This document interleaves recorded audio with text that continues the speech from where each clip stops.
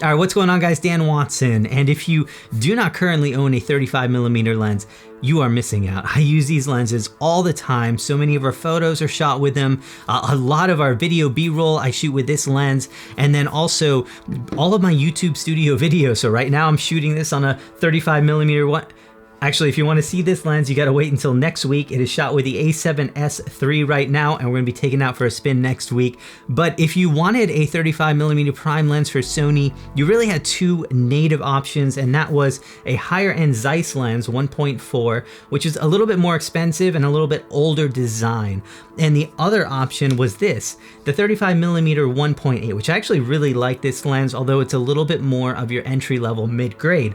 Well, now Sony has their own Gmaster lens. It's a 35mm 1.4, and this is firmly aimed at higher end photographers here, despite it being really, really compact. Actually reminds me a lot of the 24mm 1.4 that I absolutely love. So we'll take this lens out and see what it has to offer. So stay tuned.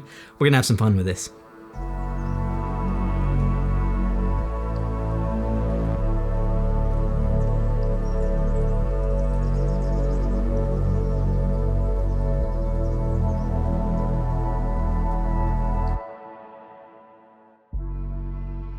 So I've been using a lot of different cameras lately, and you know, as diversity goes, nobody beats the Sony autofocus. I find that I keep my model moving always, and it is just not missing her even slightly. And as well, I'm really liking the 35mm length for portraits, and I never use 35mm, I'll be honest, but right now I'm loving the diversity. I feel like it's tight enough to where it's not gonna distort her face, it's gonna make her look absolutely beautiful, and I really like this length. It's a great portrait lens. I literally can't stop talking about it, but these camera and lens combinations for autofocus are just absolutely insane. You have your dual linear focus motors, and you combine that with Sony's amazing autofocus, and it is just a night and day difference from other camera systems, but even the lens itself makes a huge difference here. So autofocus on these is just stunning.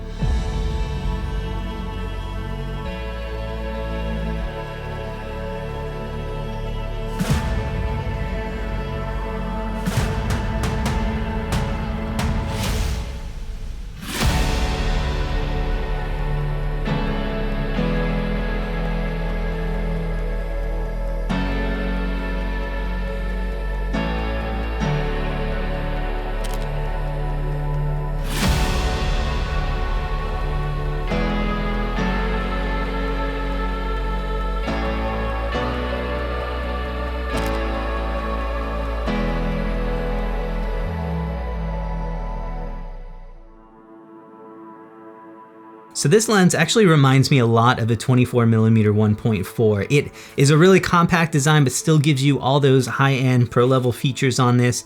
We do have a 67mm front filter thread, so pretty compact on that one. And then also full dust and moisture resistance and everything like that that you would expect for a lens like this. It's just over 500 grams. You do have a couple switches and dials, which you'd appreciate. So we do have that full aperture dial, which is also declickable, which is really nice if you're a video shooter or just need something silent. And then also you do have your AF manual switch and then a custom button on here. So pretty much all the things we've come to expect from your high-end Gmaster lenses. So to satisfy a lot of the spec nerds out there, this does have 14 elements in 10 groups. It also has an 11 blade circular aperture, which is really awesome on that. Now we have 2 XA elements, which is actually down to 0.01 microns of focus precision on that one, which is absolutely insane. And so basically you're gonna get some unbelievable bokeh in this lens despite it being absolutely razor sharp. You also have an ultra low dispersion element on here, which will reduce things like chromatic aberration and any kind of purple fringing, which actually this lens performed better than my 35mm 1.8 in this category. And then also we have Sony's nano AR coating on this, which really helps reduce like glare and flare on this. And overall, in all of my tests on those, this lens performed remarkably well. So obviously Sony's been killing it when it comes to autofocus performance, both in their cameras and their lens. So to combine that with this one, we do have 2 linear autofocusing motors.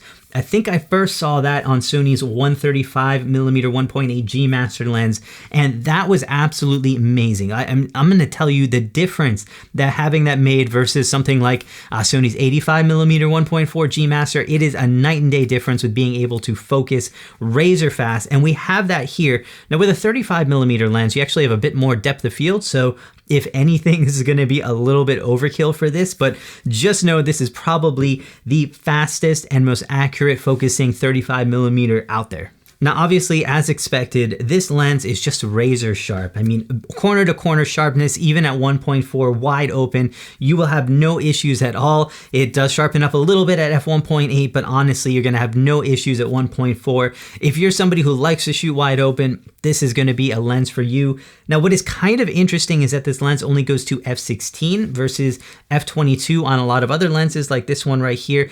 Obviously, that's not going to be the best quality aperture to shoot at. However, if you want to get kind of those sun flares or sun stars, you're going to want like something like f22, or if you're a landscape shooter and just want to block out more light, at least it's there. So it's kind of interesting that we don't have it. So f16 is going to be your lowest aperture on this. Now, I did see a little bit of vignetting on this lens. Not a big deal to me because first of all, I like a bit of vignetting on my images. And then also just keep in mind, it's so easy to fix this in post. It just wasn't a big deal at all, but you will kind of see it at f1.4 and it kind of goes away around f1.8 on that one. Also, bokeh on this lens is just extremely smooth, looks great. Again, thanks to that 11 blade aperture and a lot of those coatings and elements in there. If you're somebody who likes to shoot wide open and let that background go, this is going to be awesome. Now, I did have one issue with this lens, which if you're a photographer, you might not care as much, but if you're a video shooter, it'll probably affect you a little bit more. And that is, when I was first testing sharpness on both of these lenses, my target was pretty close to them, and they did not match up in focal length at all. It wasn't even close. And that means focus breathing. And what that is that the closer you are to a subject, your field of view, almost like your focal length changes. Now, at first I didn't know which lens it is, but it is definitely the 35mm 1.4 Gmaster, which was kind of interesting to me. So if you do manual focus this lens or rack focus, or even if you're tracking an object coming towards you, your focal length is going to look like it is changing. Your field of view is going to be changing as that lens focuses coming forward or going away, and it's pretty drastic on this lens. What was interesting is that the 35mm 1.8 has almost none. So to see something that significant in the Gmaster was a bit surprising. Again, probably not an issue if you're a photography person, but if you're more into video, if you do any kind of rack focus or tracking objects as they're moving towards you, you will absolutely see that shift, especially if your target is a little bit closer to the lens. So overall, this is another extremely high-end, amazing lens from Sony, which we've come to expect from them so much.